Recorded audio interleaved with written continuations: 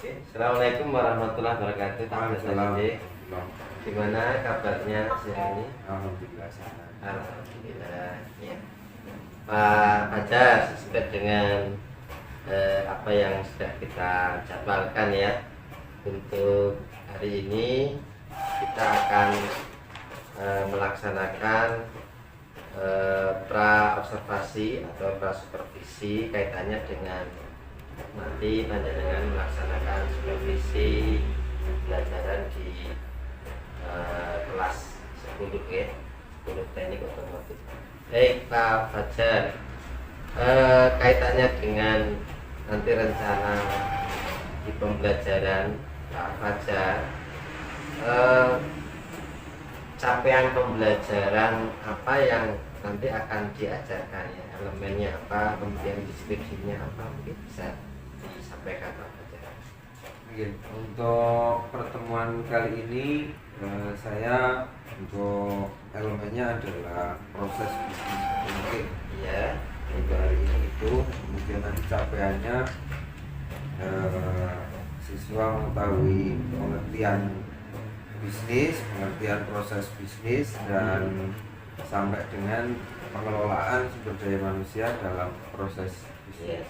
itu elemennya ya. Ya. Kemudian ini untuk capaian pembelajaran tersebut nanti kan dikembangkan dalam tujuan pembelajaran ya. Jadi tujuan pembelajaran nanti yang akan dikembangkan Pak Fajar nanti apa aja? Siswa mengetahui proses bisnis otomotif. Sebenarnya itu. Ada lagi? Kemudian mengetahui pengertian bisnis. Iya. Yang terakhir mengetahui pengelolaan sumber daya manusia dalam proses bisnis. Oke. Kemudian nanti di dalam modul yang sudah direncanakan tersebut, alat atau media yang digunakan apa saja nanti Nanti modul tersebut. saya menggunakan PowerPoint. PowerPoint. Kemudian metodenya nanti selain wawancara juga menggunakan diskusi. Kemudian untuk ini apa namanya, media, kemudian referensi oleh guru dan siswa apa yang digunakan dalam pembelajaran. Sudah saya siapkan modul, jadi setiap siswa sudah kami berikan modul lewat Google Classroom. Ya. Satu itu, kemudian saya juga memerintahkan siswa untuk sering-sering berliterasi. Jadi sebelumnya sudah saya sampaikan di pertemuan sebelumnya untuk pelajaran hari ini apa, dan untuk dipelajari literasi terkait dengan pelajaran yang akan saya sampaikan. Berarti selain literasinya dari buku pegangan siswa yang elektronik itu, ada dari web ya, internet tentunya ya. Oke. Baik. Kira-kira indikator ketercapaian dari masing-masing tujuan pembelajaran yang Fajar kembangkan apa? Indikator keberhasilannya itu apa? Siswa memahami pengertian bisnis, kemudian siswa juga memahami pengertian proses bisnis, kemudian siswa memahami pengelolaan sumber daya manusia dalam proses bisnis. Tiga itu yang sebagai target juga hari ini. Berarti nanti ada instrumen penilaian untuk mengetahui ketercapaian berarti. Iya. Bentuknya apa? Dalam instrumen penilaiannya. Kuesioner. Kuesioner. Kuesioner. Jadi refleksi dari pasca pembelajaran ya, sejauh mana ketercapaian anak ya. Jadi paham atau tidak paham atau belum paham, seperti itu ya. Selain kuesioner ada lagi Wawancara. wawancara. pada saat pembelajaran juga diselingi dengan wawancara sejauh mana anak bisa memahami materi yang sudah saya sampaikan. Berarti ada kuesioner dan wawancara. Baik Pak Fajar Siddiq, ya hari ini untuk pra-observasi atau observasi saya rasa cukup. Ya, mudah-mudahan nanti di pelaksanaan observasi, pelaksanaan pembelajaran di kelas dapat berjalan sesuai dengan rencana yang sudah ditetapkan. Baik, terima kasih. Assalamualaikum warahmatullahi wabarakatuh. Waalaikumsalam warahmatullahi wabarakatuh. Selamat siang semuanya. Siang. 35 siswa apakah hadir semuanya? 5 atau 36 bukan? 32. Absen dulu ya.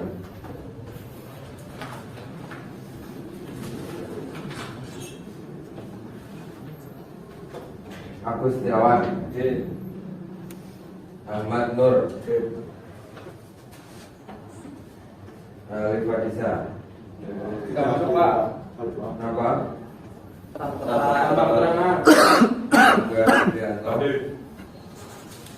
Diva Putra, Sarwan Mulia, Eki Nur Fahmi, Fajar Ardian, Fajar Prasetya, Polisi Johan, Febrian Catur, Indra Nur Aziz, Kabi,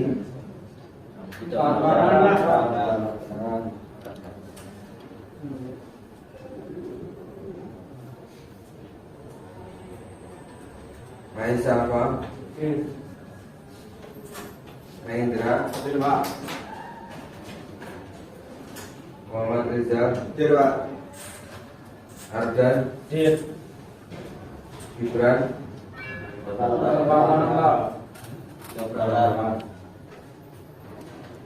Haidar Ali, Lintang, Nasrizal, Khalid, Munir, Narendra, Novel, Pasar, Novel Rizki, Rafli, Raisa, Rizki Imam, Safri, Surya, Tegar, 1, 2, 3, 4, 5 sama 6. Yang mana? Ya, kembali mengingatkan karena banyak yang tidak masuk mungkin sakit dan lain sebagainya, terutama untuk yang sakit ya sekedar mengingatkan untuk selalu jaga kesehatan, ya, disiplin mulai dari mau tidur, tentunya tidurnya jangan terlalu larut malam, kemudian bangun juga bangun pagi. Insya Allah kalau disiplin seperti itu badan akan sehat. Kemudian yang tidak kalah penting, ini karena lagi pancaroba sudah memasuki Juni, Juli, Agustus itu kan di Banjarnegara memang lagi dinginnya. Merasakan beberapa hari ini sudah mulai luar biasa dinginnya. Dan untuk selalu menjaga kesehatan karena berkepentingan keluar rumah kalau memang tidak terlalu penting, terlepas dari bahwa WHO sudah membebaskan status COVID-19, tapi yang namanya menggunakan masker tidak kalah penting, artinya tetap diutamakan. Oke, kita dalam kelas seperti ini karena memang ketentuannya sudah dicabut untuk menggunakan. Tapi kalau memang dirasa sudah mulai tidak sehat, tentunya kalian kan sudah hafal dengan kondisi fisik masing-masing. Sudah mulai tenggorokan gatel, kaki sudah mulai gatel gitu kan, sudah tanda-tanda kuping mulai gatel gitu kan, badan rasanya depresi gitu, udah paling enggak pakailah masker. Ini seriusan, ini seriusan. Saya hari Minggu kemarin bersih-bersih rumah, sorenya langsung sekerat-kerik karena debu. Sebenarnya kalau kamu lihat saya full pakai masker. Saya nggak minum obat apapun kecuali vitamin dari mana. Alhamdulillah nggak lama, cuman 1 hari yang parah. Hari Selasa sudah mulai baik, tidak seperti hari Senin.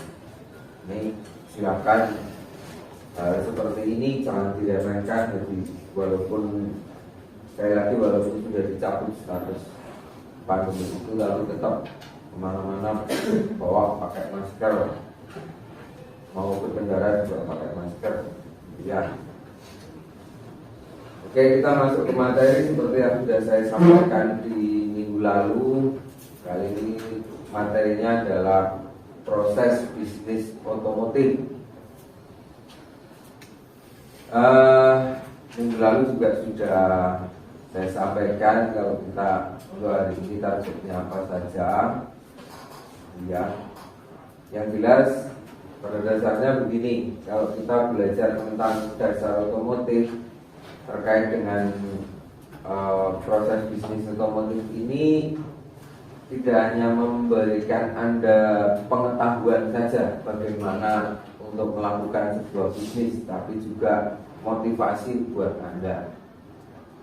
Motivasi bahwa kembali lagi Anda sekolah di sini itu dengan kebanggaan menggunakan webpak dari AHM. Ini resmi, bukan apa istilahnya ya, ilegal kita menggunakan webpak ini. Tentu dengan kita sekolah kita punya kerjasama dengan AHM. Kemudian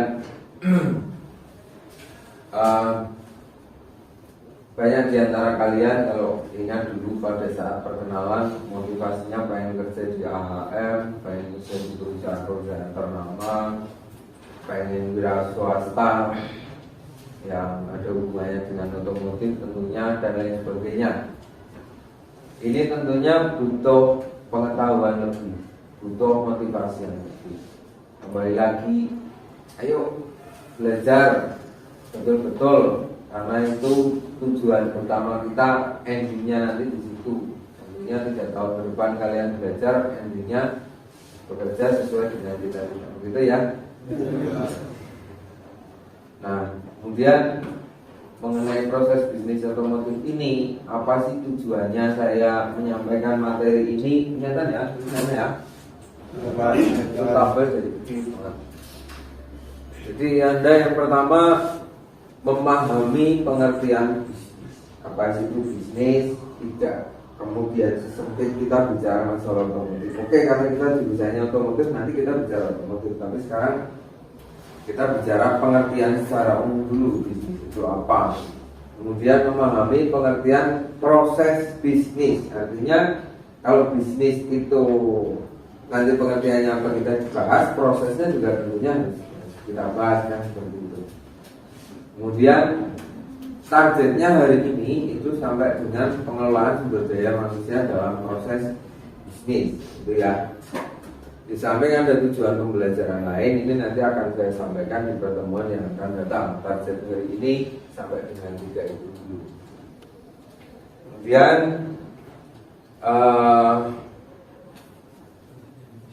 inilah pengertian bisnis. Anda belum harus melihat, mendengar kata bisnis itu gimana biasanya? WA. Sama kayak kelas kemarin, jawabannya juga di WA. Kira-kira kalau WA bisnis itu fungsinya apa? Jualan budget. Ya, contohnya ya, karena di sana ada fitur-fitur jualan gitu ya. Selain di WA apa? Facebook. Facebook emang ada Facebook bisnis? Oh, marketplace, ya. Marketplace. Terus apa lagi? Di angkutan umum ya.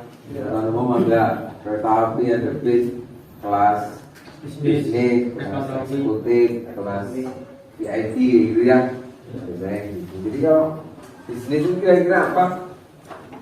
Bisnis itu berasal dari bahasa Inggris yang artinya sibuk. Jadi kira-kira kalau kamu pakai WA bisnis berarti WA mu sibuk banget ya. Tapi kayak gitu. Ya, untuk memahami pengertian ini kita lihat bagian berikutnya. Saya minta tolong sebelum kita menginjak ke materi yang lebih jauh lebih banyak lagi, saya pengen ngerti dulu. Saya mau ngomong apapun kalau kamu udah basicnya belum tahu kan repot juga. Ini lebih basic lagi. Literasi yang sudah kita dapatkan, tidak perlu kalian buka buku, tidak perlu kamu buka Google dan lain sebagainya. Tentu kalian juga bisa berliterasi real di sekitar rumah Anda. Nggak perlu jauh-jauh, nggak perlu repot-repotkan gitu. Saya pengen tahu dulu deh, kalau kita sudah memahami pengertian bisnis itu tadi, kira-kira bisnis yang dilakukan di keliling rumah kalian, dekat-dekat rumah kalian lah, kira-kira ada bisnis apa saja? Kemudian siapa yang terlibat? Saya kasih contoh misalnya di dekat rumah saya ini ya, sudah di Karangtengah itu banyak yang produksi tahu. Ini bisnis. Kita belum bicara masalah otomotif, bicara masalah umum dulu bisnis. Bisnis tahu yang terlibat di sana ya berarti pekerjanya, karyawannya yang tahu asalnya dari apa? Kemudian karyawan itu memproses, kemudian di samping itu juga tentunya ada, walaupun di sana kemudian tidak kayak perusahaan resmi ada manajer dan lain sebagainya, tentu kan ada ownernya dan si pemiliknya kan gitu. Nah di samping itu juga kan ada bagian yang menjual atau minimal marketingnya dari rumah, karena itu home industri, kemudian dibawa ke pasar misalnya. Nah yang membawa ke pasar ini kan berarti marketingnya. Jadi komponen yang terlibat di dalamnya selain manajer, kemudian pekerjanya, tentu juga ada marketing. Nah semacam ini bisa dipahami? Silakan saya minta tolong diskusi dengan kelompok yang kemarin sudah saya tunjuk ya. Dan duduknya kan sudah apa namanya ya, pas gitu ya apa namanya, depan belakang aja, kanan kiri depan belakang. Silakan diskusi mulai dari masing-masing mengumpulkan informasi, kemudian silakan tukar pikiran. Kira-kira kalau si A ini bisnisnya apa di samping rumahnya, si B ini apa, kemudian diskusikan itu siapa saja yang terlibat di dalam proses kegiatan tersebut. Ya saya kasih waktu 5 menit deh, silakan bisik-bisik dengan temennya, kanan kiri depan belakang.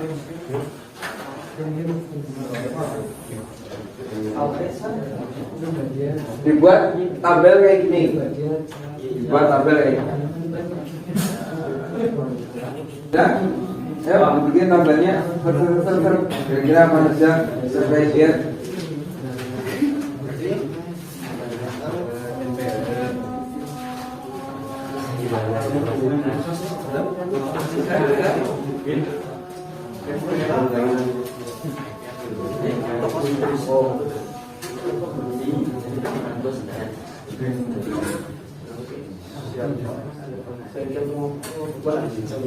ya pegang motor boleh, bako boleh, Menjual ikan cupang pak. Menjual ikan cupang pak. ikan cupang kalau itu memang di sana ada kesibukan, artinya dalam hal ini untuk apa namanya diperdagangkan, ya itu termasuk bisnis ikan cupang. Tulis saja, pelajar kira-kira.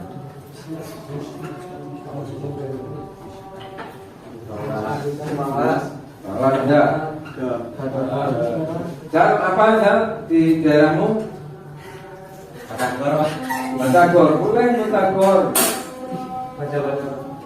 Di Banjar itu malah ada. Somai Batagor itu sudah apa istilahnya? Kayak waralaba. Jadi satu lokasi itu menyediakan gerobak, kemudian bahannya kira-kira sekitar jam 8-an pagi itu para pekerja datang, tinggal ngambil gerobak sama ininya. Jadi dia pagi itu dia invest dulu berapa itu saya nggak tahu jumlahnya. Terus nanti dia baru caranya invest itu hanya untuk jaminan Anda ke yang punya gerobak. Terus nanti sorenya dia pulang lagi situ atau malam kembalikan itu orang. Itu bisnis bagus loh. Bisnis bagus itu perlu ditiru. Ya apapun itu. Kasarannya mohon maaf nih, kalian boleh jadi tukang becak. Hari ini kamu punya becak satu, ini seriusan ya. Hari ini kamu punya becak satu, besok kamu harus punya becak dua. Loh, dan yang ayo siapa Pak? Ya orang lain kan. Kamu punya pekerja gitu. Kan gitu. Jadi tidak kemudian melulu kamu harus kerja di perusahaan sekalipun itu multinasional ya, sekalipun itu perusahaan gede kan bisa dengan swasta. Ada lagi kamu Puyuh Pak. puyuh Ya. peternak berarti ya? Itu juga bagus. Biasanya kalau orang-orang kayak gini hobi, karena hobi ternak. Pekerjaan paling enak itu yang kaitannya dengan hobi. Itu paling enak karena apa ya, hobi terus tapi dapat uang. Ya, orang nggak ngerti ternyata itu ya kayak gitu, itu bagus itu kalau gitu. Ya, saya kira cukup lah ya untuk apa namanya tugas kalian. Saya pikir saya bisa mengevaluasi semuanya sudah menyampaikan pendapat, sudah mengajarkan, memberikan gambaran bisnis apa saja yang berada di lingkungan Anda. Sharing dengan teman itu penting sekali untuk menentukan siapa saja yang terlibat di sana. Nah kemudian kita menginjak berikutnya prosesnya sekarang, pengertian proses bisnis. Ini saya cetak tebal di sini.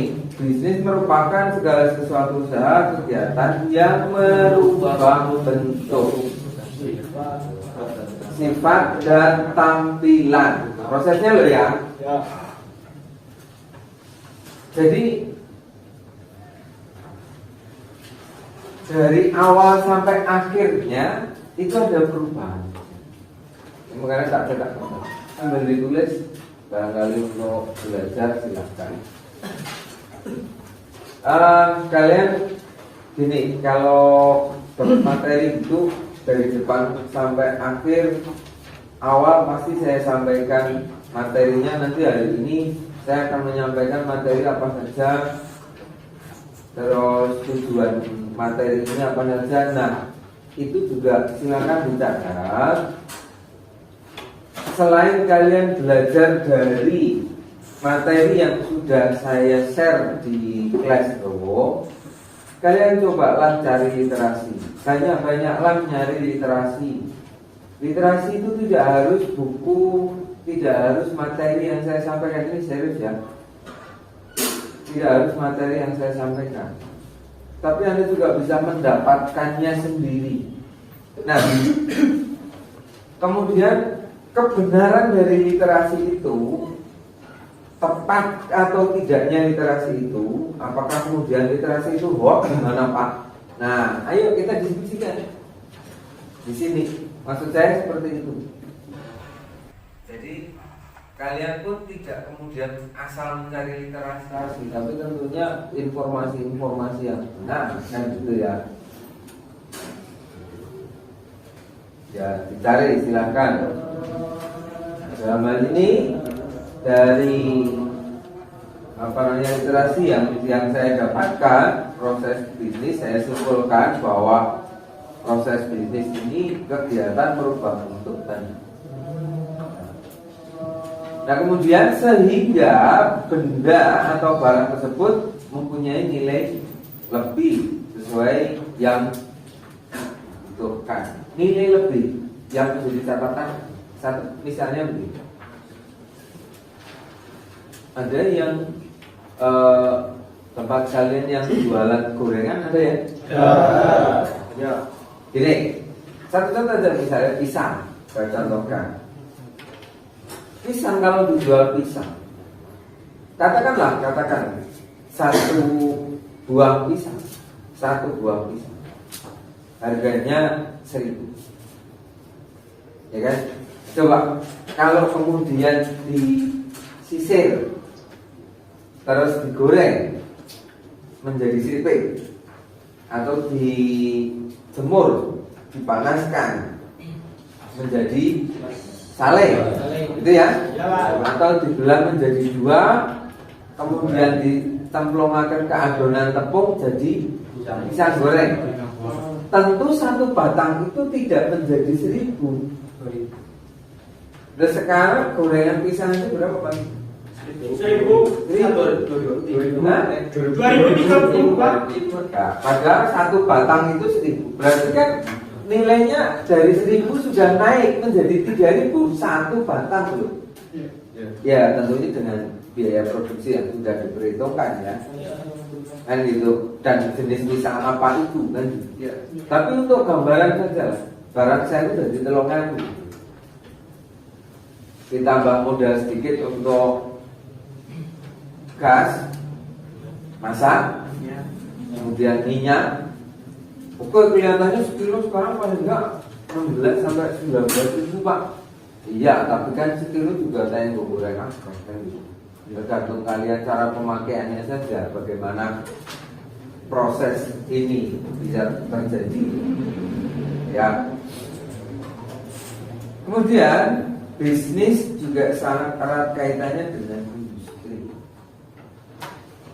Tadi saya katakan, tempe misalnya ini industri rumahan.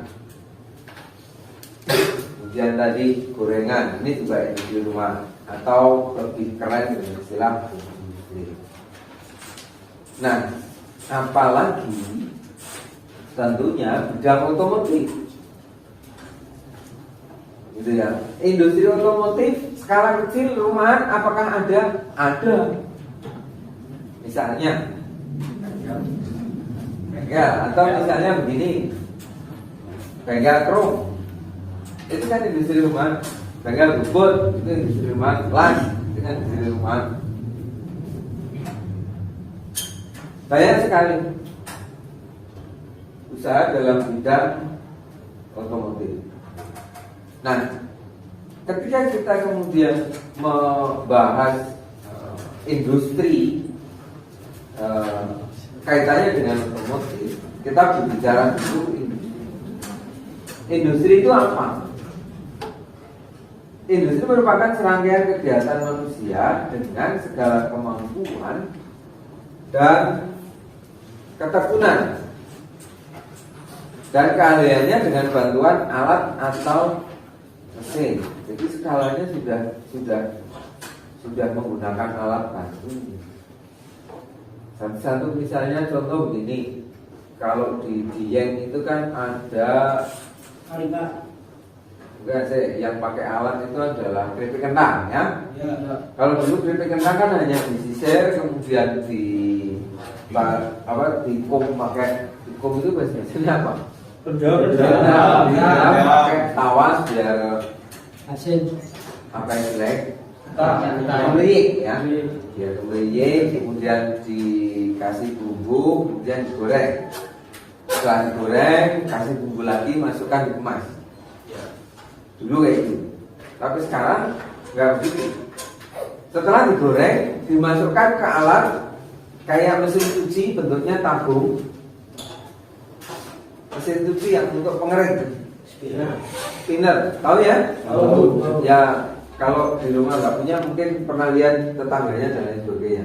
Spinner, ngubah, muter terus sehingga minyaknya keluar. Sehingga kemudian apa namanya, strippingnya ini nggak berminyak banyak. Jadi sekarang skala industri itu sekarang sudah beralih ke peralatan-peralatan yang lebih modern atau setidaknya menggunakan alat bantu. Ya, tentunya ini untuk meningkatkan nilai kualitas dan kegunaan barang. Kualitas tadi stripping yang tadinya dimakan berminyak, bikin batuk, sekarang enggak. Terus industri di Indonesia punya peluang yang cukup besar dalam perkembangannya karena mempunyai bahan baku yang luar biasa. Kamu aja gini. Sekali lagi oke lah, kamu kerja di perusahaan multinasional gitu ya, perusahaan gede, perusahaan internasional. Tapi coba, apakah ya harus itu? Kalaupun ya harus itu, ketika kamu memahami materi ini, kamu tahu betul potensinya. Artinya ketika kamu bekerja di situ, oh berarti saya bisa naik tingkat nih. Kalau sekarang saya jadi operator, dia ngeliling kampas misalnya, dia sehari-hari itu ya full masang kampas, sehari-hari full masang bodi misalnya. Kalau kamu ngerti prosesnya, tentu jangan sampai berhari-hari, bertahun-tahun bahkan kamu bekerja hanya itu aja. Harapannya kamu bisa berkarir, paling enggak besok jadi supervisor, jadi mandore, gitu. Jadi manajernya, apakah bisa? Ya bisa. Tentu kalau kalian memahami materi ini. Terlepas dari itu, di Indonesia itu luar biasa, Banjarnegara itu luar biasa. Sekarang sudah mulai banyak berkembang perusahaan-perusahaan di Banjarnegara. Selain itu sudah ada aksesoris di Borobudur ya. Iya. Nanti akan tumbuh perusahaan-perusahaan lain. Ini baru apa istilahnya, sudah skala besar karena ekspor juga. Nanti kelamaan akan tumbuh perusahaan-perusahaan lain. Kenapa? Ya bahan baku itu melimpah di Banjarnegara. Kemudian letak geografis sudah dijangkau dari manapun. Tenaga kerjanya banyak di sini. Terus marketnya itu menjanjikan. Tapi walaupun demikian, tentu kita nggak ngomongkan enaknya aja. Ada sisi nggak enaknya, ada sisi kendalanya, kekurangannya di mana? Di antaranya adalah penguasaan teknologi yang perlu ditingkatkan dari SDM. SDM-nya kadang-kadang itu aja. Maka kembali lagi belajar lebih serius lagi. Ya. Bersabar sudah ya. Terus kadang mutu barang, ya kita kenal dengan istilah KW1, KW2 itu selalu produk dalam negeri, ya kan? Ini tentu dengan kita belajar seperti ini harapannya nanti akan lebih lagi. Kemudian sarana prasarana, kita butuh mesin yang besar, mesinnya harus didatangkan dari luar negeri misalnya, harus dibawa ke sini. Perkembangan revolusi industri ini bagian dari proses, ini penting banget. Jadi materi ini kelihatannya sepele, tapi diulang-ulang saya paling senang materi ini karena isinya padat banget motivasi. Nih bro, yang harus kalian ketahui, sekarang kita posisi berada di 4.0 abad 18. sebelum abad 18 semua perusahaan itu menggunakan ketika butuh bantuan itu adalah menggunakan tenaga hewan. Setelah abad 18 baru muncul mulai menggunakan mesin. Tapi saat itu masih menggunakan mesin buang. Tahu ya?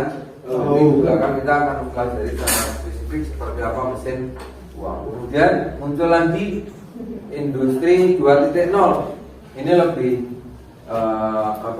canggih lagi, sudah ditemukan listrik sehingga ada campur tangan listrik juga di sana. Kemudian 3.0 ini sudah ditemukan komputer. Sudah semakin canggih lagi.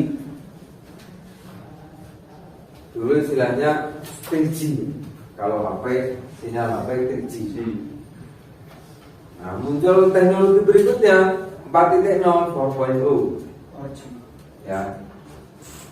Sinyal seluler sudah 4G. Sekarang bahkan sudah ada beberapa wilayah yang 5G. Luar biasa. Jadi begitu luas lapangan pekerjaan, jangan sampai ini. Tinggal bagaimana kalian itu memahami prosesnya. Nah, ini yang kita pelajari. Prosesnya harus paham. Kalau kita posisi di 4.0, semua serba digital. Kalian tahu sekarang banyak sekali marketplace. Tidak hanya lewat Facebook. Anda boleh belajar lewat Facebook ya. Awal-awal belajar dari Facebook ya. Nanti lama-lama ke Shopee, Lazada, Tokopedia dan seterusnya. Sekarang sudah muncul bisnis afiliator. Ini kan ada yang sudah menjalankan bisnis afiliator. Ya. Bagus itu loh, tanpa modal loh. Dan sah. Di sana. Afiliator itu sebenarnya kan maklar. Dan secara syariah, maklar itu menjadi sah ketika ada akad jelas. Nyomar padol semene, saya mau jual sekian, kamu ngomong sama yang jual. Walaupun di situ kamu nggak modal. Riskannya kan di sini, ketika kamu nggak modal, tapi tahu-tahu kamu dapat untung. Nah, di situ ribanya. Ini sudah ke arah materi agama ya. Jadi hati-hati. Nah, afiliator itu di dalam sebuah aplikasi marketplace, tapi marketplace ini sudah menyediakan produsennya, kemudian di sana ada kesepakatan harga. Kamu tinggal jualin aja. Secanggih itu, kamu di rumah. Kamu bisa di rumah sambil beternak, yang suka beternak, kamu bisa sambil mainan motor, yang hobi motor, dan seterusnya. Tapi bisnismu tetap berjalan. Betapa sekarang luar biasa. Kalau kamu nggak mengikuti perkembangan teknologi itu, tentunya akan ketinggalan, gitu.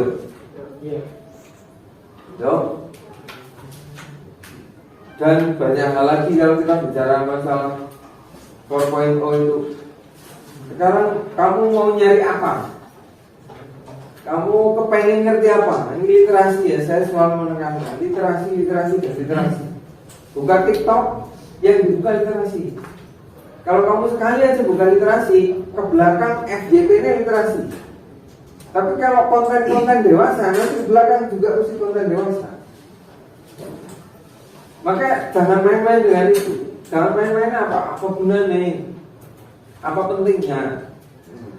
Yang kalian butuhkan literasi. Literasi apa? Literasi otomotif. Coba kamu ketik di pencarian TikTok literasi otomotif. Mesti nanti FYP-nya itu terus. Lihat bekerjanya aplikasinya itu kan seperti itu. Wis di IG misalnya seperti itu. Dan seterusnya. Banyak sekali. Penting sekali untuk mempelajari hal ini. Ya. Itu untuk materi hari ini. Kemudian untuk evaluasi, saya minta tolong silakan dibuka Classroom. Di Classroom di situ sudah saya sediakan pertanyaan-pertanyaan lewat Google Form. silakan untuk diisi dan juga dikirim lewat form yang sudah tersedia. Itu nanti untuk bahan saya sebagai evaluasi sejauh mana kalian memahami materi yang sudah saya sampaikan. Sampai di sini ada pertanyaan yang mau sampaikan? Ya. Oke. Sekali lagi jangan sampai lupa ya, nanti dikerjakan. Ada di classroom. Sementara cukup untuk hari ini. Terima kasih atas perhatiannya dan maaf ada kekurangan. Saya akhiri. Assalamualaikum warahmatullahi wabarakatuh. Waalaikumsalam warahmatullahi wabarakatuh. Assalamualaikum Pak Fajar Didik. Gimana? Sehat ya? Oke. Baik Pak Fajar. Tadi panjenengan sudah melaksanakan supervisi atau observasi pembelajaran di kelas ya. Sekarang kita masuk pada fase pasca supervisi ya, fase observasi. Coba dijelaskan Pak Fajar kaitannya dengan langkah-langkah tadi di dalam pembelajaran yang panjenengan laksanakan. Langkah-langkahnya pertama saya masuk, kemudian absen, kemudian sedikit memberikan pengarahan secara umum. Kemudian setelah itu saya juga memberikan pretest. Jadi anak saya berikan tugas secara berkelompok untuk mencari bisnis yang berada di seputar rumah, kemudian yang terlibat siapa saja. Nah, ini didiskusikan dengan temannya ya, sesuai dengan kelompok yang sudah saya tentukan ya.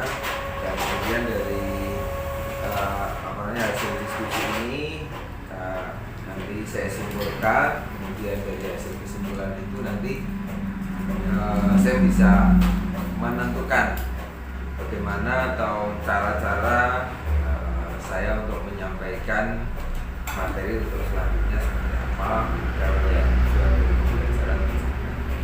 Baik. Tentunya terakhir juga saya evaluasi lagi hasilnya seperti apa. Ya. Dari pembelajaran ya CP proses otomotif yang panjenengan laksanakan itu ketercapaian dari proses pembelajarannya seperti apa Pak Fajar? Ketercapaiannya 90%. Selebihnya memang salah satunya karena anak kurang percaya diri ketika proses pembelajaran, kemudian dia tidak berinteraksi, kemudian mungkin dia kurang paham dan sebagainya, diantaranya seperti itu. Berarti 90 anak tercapai pemahamannya di dalam proses otomotif itu, bentuk buktinya itu dalam bentuk apa itu?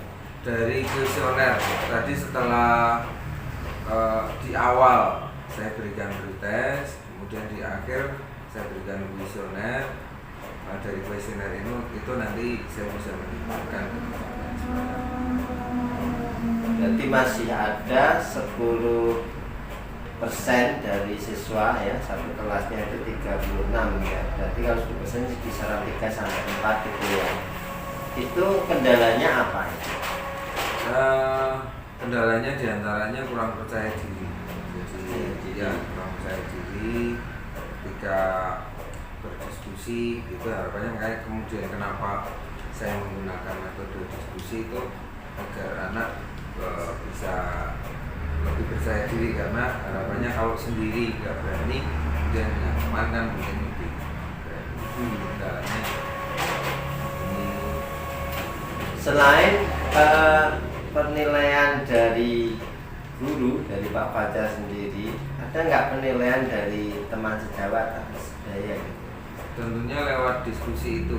Dari diskusi itu karena di sini pertanyaannya atau tugasnya adalah mencari bisnis yang ada di seputar rumah, kemudian siapa saja yang terlibat, produksinya apa, itu kan masing-masing punya. Nah, kemudian kan dari itu kan kemudian didiskusikan dengan teman-temannya, dari situ temannya juga dinilai.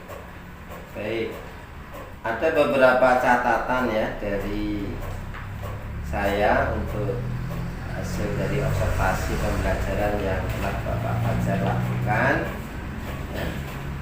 Yang pertama kaitannya dengan ini apa namanya peningkatan profil pelajar Pancasila khususnya di kreativitas ya. Di kreativitas itu di sana belum nampak ketika di proses diskusi atau di proses ceramah panjenengan itu keberanian anak untuk memberikan atau menyampaikan pertanyaan, kemudian kemampuan anak untuk menanggapi pertanyaan dari guru atau dari anak itu belum apa namanya antusias gitu ya. Hanya sebagian kecil yang kelihatan di sana. Kira-kira dari apa yang terjadi itu, kalau kita analisis itu apa kira-kira anak kok ketika diberi kesempatan untuk bertanya belum apa namanya istilahnya berani bertanya, hanya orang-orang itu saja. Kemudian ketika diberi kesempatan untuk menanggapi pertanyaan dari temannya juga belum ini apa namanya antusias. Kira-kira apa yang menjadi permasalahan Pak Fajar? Kemungkinan karena latar belakang orang tua gitu. Artinya terbentuknya karakter anak kan memang ini memang perlu pendalaman lebih lanjut dan nanti seterusnya anak bisa dengan mudah menerima materi. Oke. Kemudian apa yang nanti kedepannya Pak Fajar lakukan atau untuk melakukan sebuah pengembangan inovasi perubahan khususnya pada kreativitas anak di dalam memberikan pertanyaan atau memberikan tanggapan kepada guru ataupun siswa kepada siswa seperti itu. Apa yang nanti bisa dikembangkan Pak Fajar? Oke. Yang pertama literasi. Sudah saya sampaikan pada saat kita wawancara sebelum mengajar tadi, bahwa salah satu poinnya juga anak harus berliterasi selama proses dan setelah proses pembelajaran juga saya mewajibkan anak untuk berliterasi.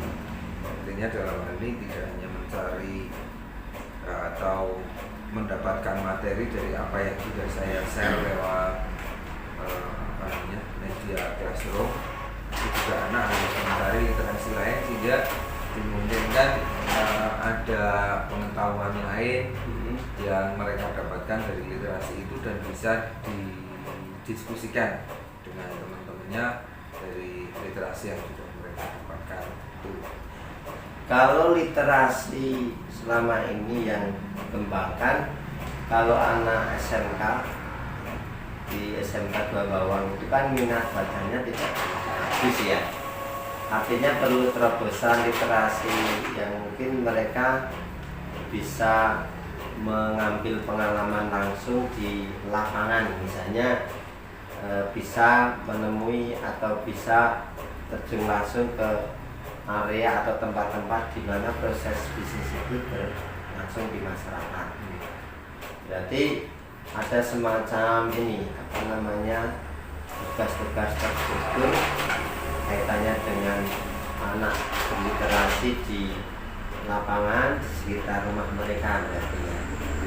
Karena kita tahu selama ini ya anak suruh baca modul, suruh baca materi atau referensi di internet, anak kecenderungannya kurang begitu tertarik. Jadi dilihat sebagian kecil yang tertarik. Baik, kaitannya dengan ini Pak,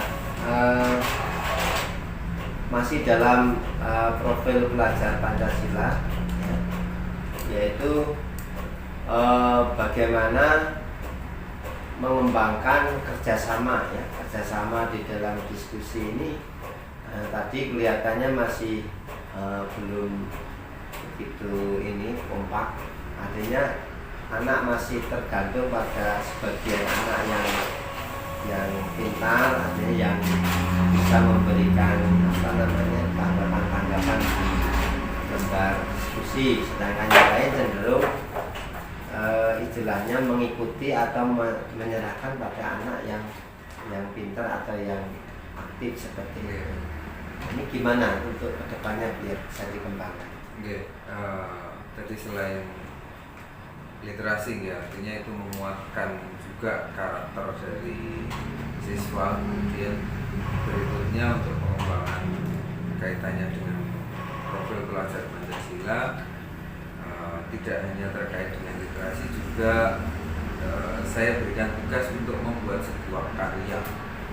Diharapkan dengan membuat karya ini mereka kembali lagi mencari bagaimana caranya membuat karya ini. Taruhlah misalnya membuat sebuah produk benda begitu, kemudian benda di mana benda ini didapatkan, komposisinya seperti apa, tentu kan mereka mencari masing-masing mencari literasi.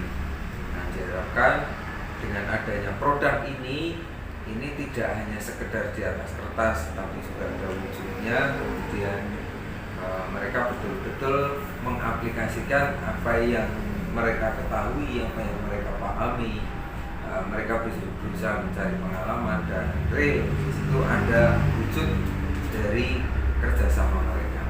Kemudian nanti di akhir waktu tentunya kita ada semacam pameran untuk menjual produk mereka, semacam bazar begitu, sehingga ini untuk juga mengapresiasi karya-karya. Baik, berikutnya kaitannya dengan pengembangan ini pembelajaran yang berdiferensiasi. Artinya di kelas 10 TO ini juga tentunya kalau dibuat level, ya, dari 35 anak atau 36 anak itu kan taruhlah level 1 sampai 10. Ada yang levelnya sebelum pembelajaran ini dilaksanakan levelnya baru 3, ada yang baru 6, ada yang baru 5, seperti itu. Nah, Pak Fajar sebagai pendidik di dalam mengelola pembelajaran ini kedepannya, ya, ketika kita membuat perencanaan pembelajaran yang berbasis pembelajaran berdiferensiasi, kira-kira ada trik atau kiat khusus nanti di dalam mengatasi perbedaan kemampuan, sehingga ketika pembelajaran panjenengan tetap memperhatikan tingkat-tingkat kemampuan. Kalau saya untuk mengatasi atau memecahkan permasalahan ini, perbedaan kemampuan anak, ada yang level 3 dan seterusnya begitu, untuk diskusi kelompok itu yang membuat saya. Kenapa saya yang membuat? Karena saya yang bisa menilai. Kemudian dari satu kelompok ini saya buat heterogen, sehingga nanti tidak hanya satu kelompok yang levelnya tinggi semua atau bahkan ada yang rendah semua, sehingga kemudian nanti yang level tinggi bisa mengajarkan ke yang levelnya rendah, begitu yang rendah nanti bisa belajar dari yang level tinggi. Harapannya seperti itu. Jadi nanti tidak malah ini istilahnya yang kemampuannya rendah gandul atau mengikuti yang kemampuannya tinggi gitu. Tidak menimbulkan itu. Tidak, karena justru nanti akan mereka saling tukar pikiran. Harapannya akan seperti itu, atau minimal yang level rendah nanti akan termotivasi untuk lebih baik lagi dalam skala lebih kecil, satu komunitas kelompok diskusi. Kalau misalnya level itu kemudian dalam satu kelas itu kan terlalu banyak sehingga mungkin Iya. mereka lebih minder lagi, artinya kembali lagi ke kepercayaan dirinya akan berpengaruh. Baik Pak Fajar, jadi apa yang sudah Pak Fajar laksanakan di pembelajaran siang ini luar biasa ya. Tentunya ya kekurangan tentunya itu menjadi refleksi ya, masukan guru, masukan teman sejawat, khususnya juga kami sebagai supervisor memberikan masukan, yaitu perlu adanya pengembangan di bagaimana implementasi implementasi projek belajar Pancasila. Artinya ada nilai-nilai karakter yang harus ditekankan di dalam pembelajaran nanti di kelas. Kemudian yang kedua adalah pembelajaran tetap berbasis atau menggunakan pembelajaran berdiferensiasi. Artinya kita memadai, kita memberikan akses pengembangan pada semua anak sesuai dengan potensi dan bakat minatnya masing-masing. Baik, mudah-mudahan sukses Pak Fajar. Nanti kedepannya diharapkan bisa lebih mengembangkan panjenengan tentunya menjadi pemimpin pembelajaran di kelas, dan tentunya juga anak-anak menjadi anak-anak yang memiliki pemimpin pembelajaran budaya positif yang pada akhirnya adalah mereka dapat berkembang sesuai dengan potensi yang dimiliki. Terima kasih Pak Fajar. Kita akhiri. Assalamualaikum warahmatullahi wabarakatuh.